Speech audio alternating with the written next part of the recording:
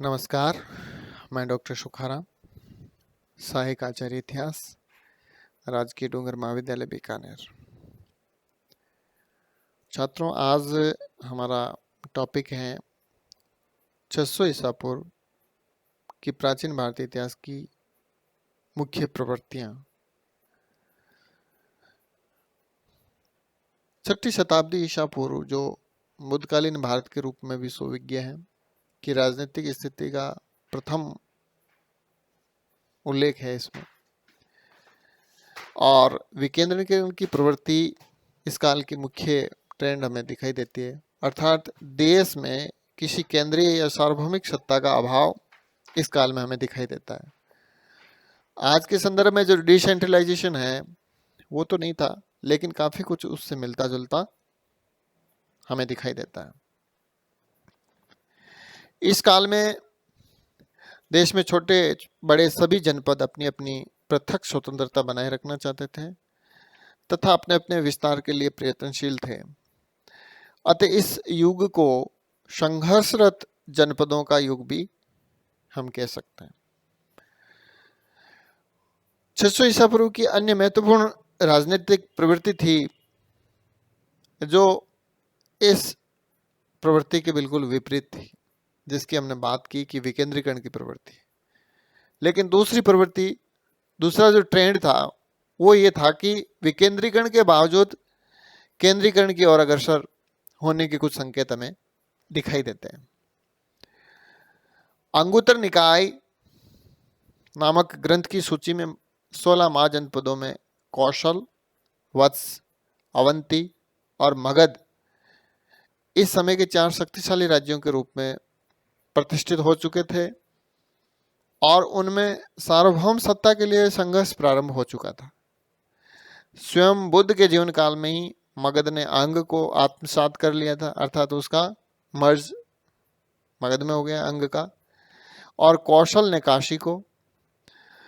बुद्ध की मृत्यु के बाद कौशल ने शाक्यों को नष्ट कर दिया और संभवतः कुरु व पांचाल का काफी भाग हड़प लिया था।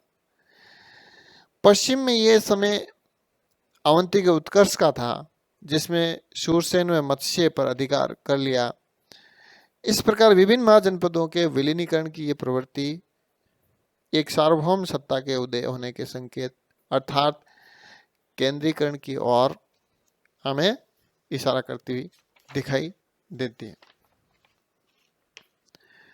बुद्धकालीन भारत की राजनीतिक स्थिति की महत्वपूर्ण बात है गणराज्यों का उदय। वज्जी, मल, शाक्य इत्यादि इन गणराज्यों में जिस प्रकार की प्रशासनिक व्यवस्था के संकेत मिलते हैं उन्हें कुछ हद तक वर्तमान प्रजातंत्रीय व्यवस्था के अनुरूप माना जा सकता है। यद्यपि इसका स्वरूप अभिजातीय वर्गीय था। 620 ईस्वी की अन्य विशेषता है पश्चिमोत्तर भारत पर ईरानी आक्रमण। हम देख रहे हैं कि डेरियस प्रथम ने सिंध तक अपना साम्राज्य स्थापित कर लिया था।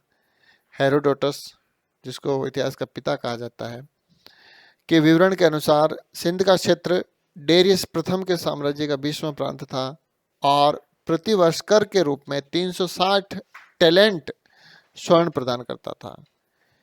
इस विदेशी आक्रमण का बौद्ध साहित्य में कहीं भी उल्लेख नहीं हुआ।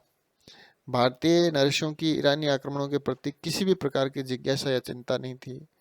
अर्थात इस काल में शासकों की रुचि जो थी वो स्थानीय राजनीति तक ही सीमित थी। इस प्रकार उत्तरी भारत के राज्यों का दक्षिण भारत के राज्यों के साथ घनिष्ठ परिचय नहीं था।